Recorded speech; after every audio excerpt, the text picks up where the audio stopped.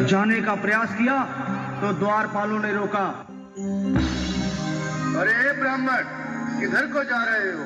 जानते भी हो यह मार्ग किधर जा रहा है?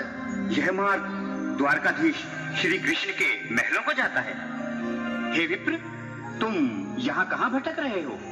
ए भाई, जानता हूँ ये मार्ग श्री कृष्ण के महलों को जाता है। मैं उनसे ही मिलने आया हूँ भाई। यह भी खूब रही। द्वारकाधीश से मिलने का यह कौन सा समय है? महाराज अभी दरबार में नहीं है। अरे पंडित जी, श्री कृष्ण अपने महल के शयन कक्ष में आराम कर रहे हैं।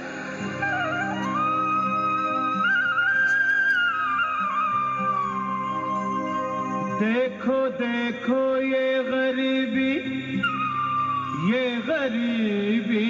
का हाल, कृष्ण के दर पे विश्वास लेके आया हूँ। मेरे बचपन का यार है मेरा श्याम, यही सोच कर मैं आस करके आया हूँ।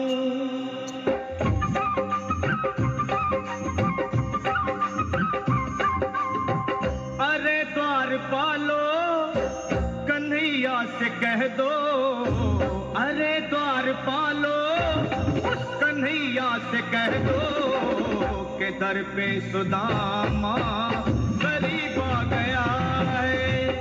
दर पे सुदामा गरीब आ गया है। भटकते न जाने कहाँ से, भटकते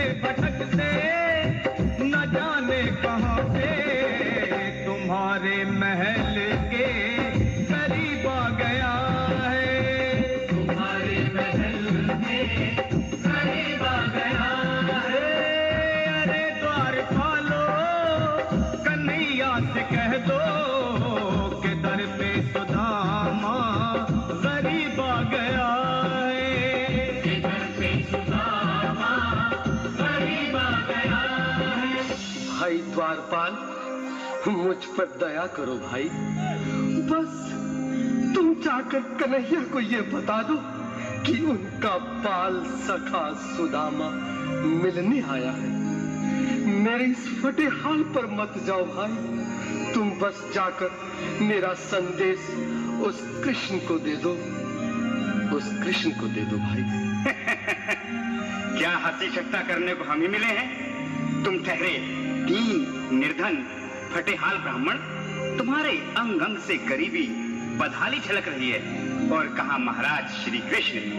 क्षमा करना पंडित जी, हमें अपने प्राणों से हाथ नहीं धोने जो तुम्हारा यह संदेश द्वारकाधीश तक पहुंचाए।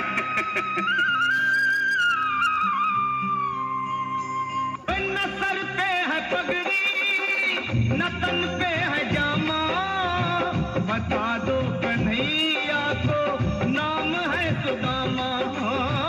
बता दो कन्हैया को नाम है सुदामा। बता दो कन्हैया को नाम है सुदामा। न सर पे है पगड़ी, न तन पे है जामा, बता दो कन्हैया को नाम है सुदामा। हो न सर पे है पगड़ी, न तन पे है जामा, बता दो कन्हैया को नाम है सुदामा। हो बता दो कन्हैया को नाम है सुदामा।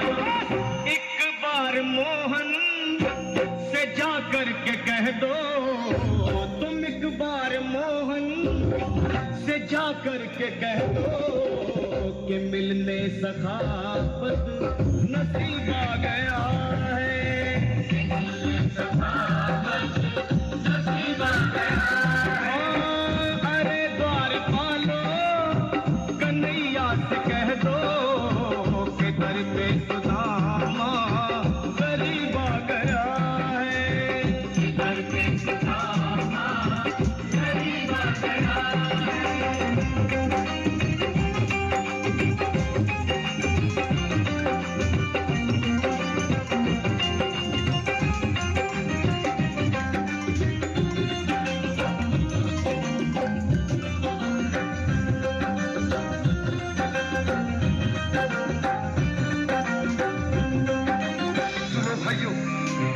अब मेरी भी सुन लो। जब तक मेरा संदेश उस द्वारकाधीश तक नहीं पहुंचाती, तब तक मैं यहीं बैठा हूं, चाहे मेरे भूख प्यास से प्राण ही क्यों न चले जाए।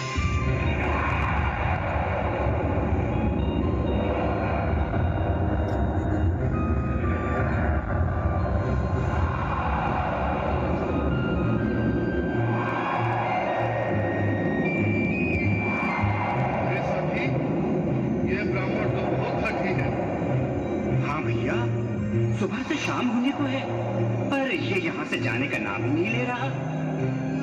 अरे देखो तो सही, इसकी देह कैसे कांप रही है। लगता है जैसे प्राण हाथों पर अटके हैं। भगवान न करे अगर ब्राह्मण ने यही प्राण त्याग दिए तो, और अगर ये सच में द्वारिकाधीश का मित्र हो तो क्या होगा भैया? सही कहते हो।